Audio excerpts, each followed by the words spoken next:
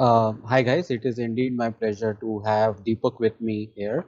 Deepak is our esteemed speaker. He is going to basically be giving a wonderful session, and he is a test engineering manager at Red Hat. Rather than me talking about a lot, he is one of our, by the way, my favorite speaker to go with, and I would like Deepak to brief about himself and talk a little bit about his session. Yep. Thank you, Aditya. So, hello everyone. My name is Deepak, and I am a quality engineering manager in Red Hat.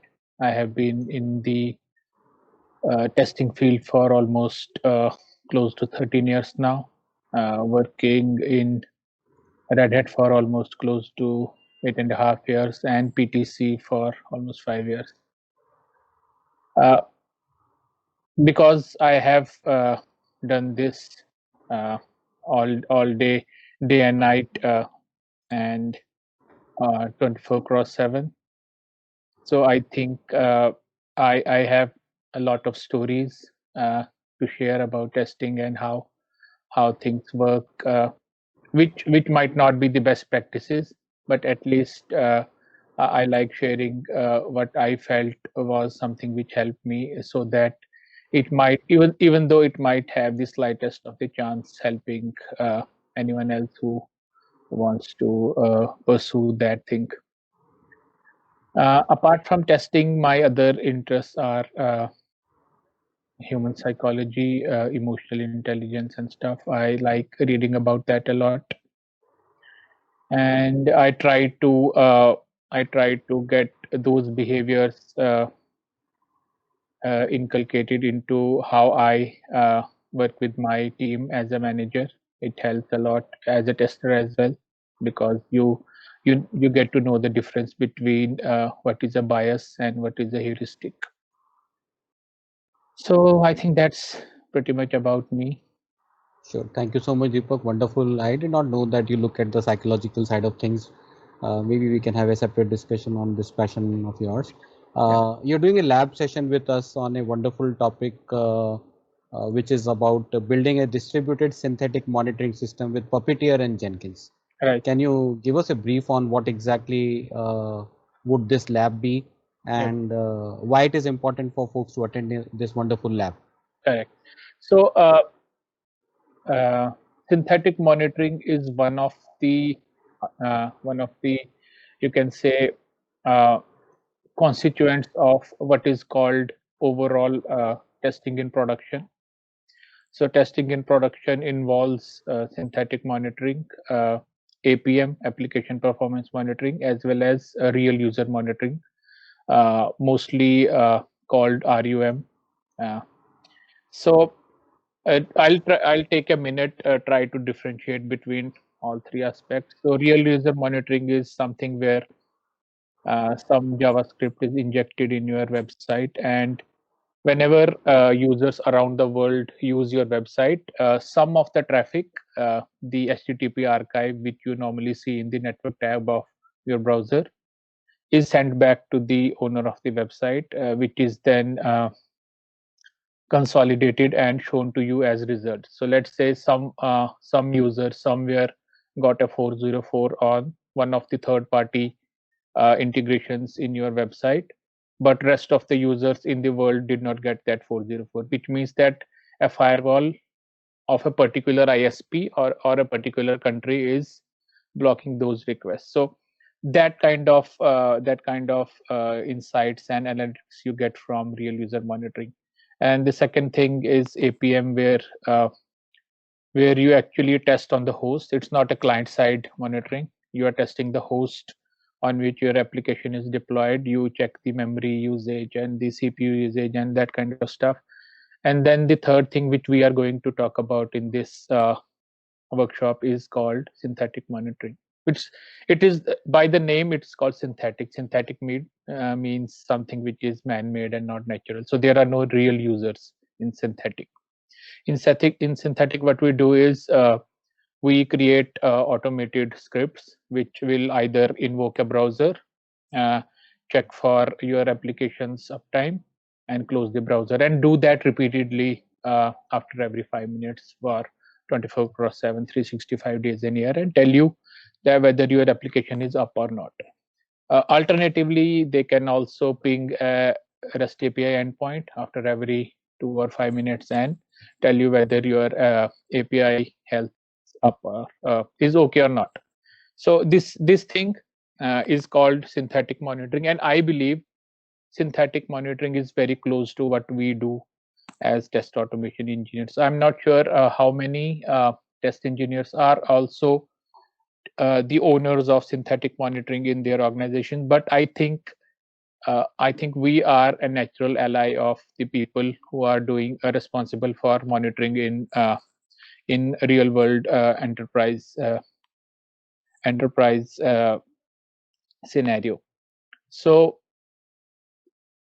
particularly in my talk, I'll be so there are multiple vendors like New Relic, Splunk, and Dynatrace who offer enterprise solutions for customers because they are offering you hosted solutions, so they charge per check. So for your production systems, that is perfectly fine if your organization has the budget to use enterprise solutions for, because they have better dashboards and everything, right? You cannot just sit and create an enterprise application in one go. But for what about non-production systems like your test environment, your staging, QA environment, do all the testing, and your team is not located in the same geo. So what I have seen scenarios where the development team is let's say in North America and the testing team is in India and maybe China, and then uh, the QE environment where the Indian team was supposed to test next day was down due to some of the changes made by the developers. What if you had a system which would open that hosted QE environment every 5 minutes and check for its uptime, right? So that is where I got this idea of creating a simple self-made free with open source tools, of course, a synthetic monitoring system to check for these things, where we hold the test environments as critical as production environments, because it wastes time if you are waiting for someone from the DevOps or development team to wake up in their time zone and then fix the issue so that you are not blocked on testing. Then I think that's a waste of time. So if you put your test environments in those or in on monitoring, regular monitoring, then you are saving your team a lot of time. So this is the essence of my talk. And in terms of tools, I'll probably talk about I'll be using Puppeteer, which was started with some Google's mentorship, and I don't think it is in active development. Google moved on Puppeteer to Playwright, and then I'll be using Jenkins as a build tool and the build scheduling tool. So it's very simple to do, because I think it will take just 30 minutes to probably for everyone to write their own synthetic checks for public websites. Amazing. So this would be one of the most wonderful session, I am sure, because we never imagined that it would be so simple, and I'm sure that with the kind of information and the expertise that you're going to share, it would be something that they can actually go back and start using it. It would be very, very exciting for them. All right. Right. So I would rather not discuss too much technical, but I just want to hear little bit more about you. Like for example, like what inspires you on a day-to-day basis, Deepak? Well, to be honest, I am kind of an atheist. I'm not a very religious person. So for a non-religious person, it becomes very difficult to stick on to something to maintain that purpose in life, right? And for me, that purpose in life is actually sharing and helping others, right? I don't have some very heavenly like of the other. So it is mostly about probably helping others and sharing what I learn in my life. Which is so very true. I am sure that we have seen you earlier also in our GTRs and other DOPA conferences. I think your motto is what you are reflecting in your conference schedules and being a speaker, and which are very difficult. That is truly amazing, Deepak. So one more quick question, like which city do you belong to, and anything that you would like to share about that place for with us and the audience? Yep. So I belong to Jammu and Kashmir. I was born in Kashmir, and then in 1989, as you all are aware, that a migration happened uh, due to some issues in Kashmir, and then me and my family migrated to Jammu, and then I did my schooling and college from Jammu, and then I moved to Noida initially as an intern in one of the technology companies, and then from Noida to Pune in I think 2009, and I have been working in Pune since then. Good, amazing. And anything that you would like to share either for from Pune or your Noida or your from childhood experience that, yeah, maybe this is something that people should go and visit or maybe they should eat, something that you probably would like to share, any place which you are probably either living now or earlier.